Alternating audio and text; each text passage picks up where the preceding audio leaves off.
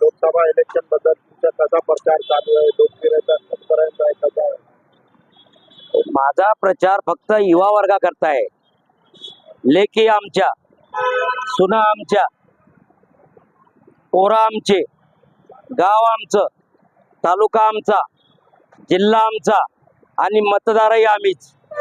मला हे म्हणायचंय, हे लोक सगळे 5 वर्ष आमदार, 10 वर्ष खासदार, 15 वर्ष खासदार यांनी का महाराष्ट्र विकत घेतला का? याबद्दल मला हे सांगायचं आहे की आता युवा वर्गाने आणि युवतींनी आणि आमच्या या पोरांनी मराठवाड्यामध्ये पुढे येण्याची गरज आहे. आजची परिस्थिती फार भयंकर आहे.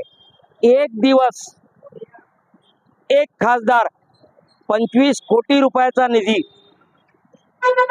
संबंधित मतदारांनी एक बटन दाबलं तर निधी रूपानं खासदाराच्या नावावर 25 कोटी रुपये जमा होतात. आतापर्यंत या 25 कोटीचा हिशोब कोणीही दिलेला नाही आणि आम्ही मागणारही नाही. कारण कोणाला लेटर द्यायचं आणि कोणाला निधी द्यायचा हे ते लोक ठरवतात. आता परत हे सांगतो की लेकी आमच्या, सुना आमच्या, गाव आमचं, जिल्हा आमचा, तालुका आमचा, मतदारही आम्हीच. मग आमचे पोरं नगरसेवक का नाही? आमचे पोरं आमदार का नाही? आमचे पोरं खासदार का नाही? महाराष्ट्रामध्ये मराठवाड्याच्या आरक्षणाबद्दल 350 पोरांनी आत्महत्या केल्या. याचं काही कोणाला फिकर आहे? नाही आहे. जरांगे पाटलावर SIT लावली, त्याचं काय? त्याचं काय नाही आहे. हजारो पोरावर गुन्हे दाखल झालेले आहेत, त्याचाही काही हिशोब नाही आहे. हे काय चाललं? आम्हाला याबद्दल शंका आहे. आणि आमचे पोरं, औरंगाबादचा खासदार कोण, नगरचा खासदार कोण, नांदेडचा खासदार कोण, तुम्ही कोण ठरवणार? आमच्या पोरांचं काय हे पहिले लक्षात ठेवा. याच्याकरता मी या शहराचा नाममात्र उमेदवार, पाटील मामा वडापाववाले नाममात्र उमेदवार, या शहराचे सर्व युवक खासदार, युवती खासदार, या शहराचे भजेवाले खासदार, वडापाववाले खासदार, रिक्षेवाले खासदार, भाजीपालेवाले खासदार. मला खासदार होण्याचा शौक नाही. मी याच्याकरता फॉर्म भरलाय की युवा वर्गाने पुढे यायचं. मला हा शौक नाही आहे. आणि युवा वर्गाने पुढे येऊन आपलं गाव, आपला जिल्हा, आपला तालुका, आपला मोहल्ला अरे ताब्यात घ्या, ताब्यात घ्या. काय चाललंय? तुम्ही कुठेतरी पुढे यायला पाहिजे, हे लक्षात ठेवा.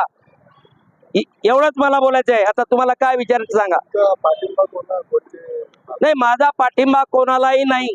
मी अपक्ष उमेदवार आहे.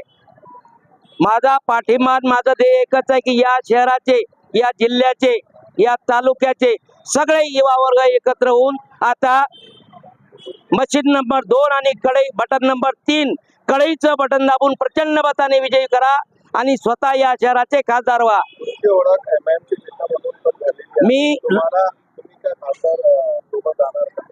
मी कधीही कुठल्याही पक्षामध्ये प्रवेश केलेला नाही. मी शिवसेना सोडली बाळासाहेब गेल्यापासून. लोकांनी ही अफवा पसरवलेली आहे. मी कुठलाही पक्ष जॉईन केलेला नाही. मी स्वतः अपक्ष माणूस आहे. काही लोक म्हणतात की वडापावाला पाटील डुप्लिकेट आहे. अरे आम्ही डुप्लिकेट आहोत पण तुम्ही 25 वर्ष पाटलावर राज केलं ना, त्याचं काय? तुम्ही हे विसरून चालणार नाही ना.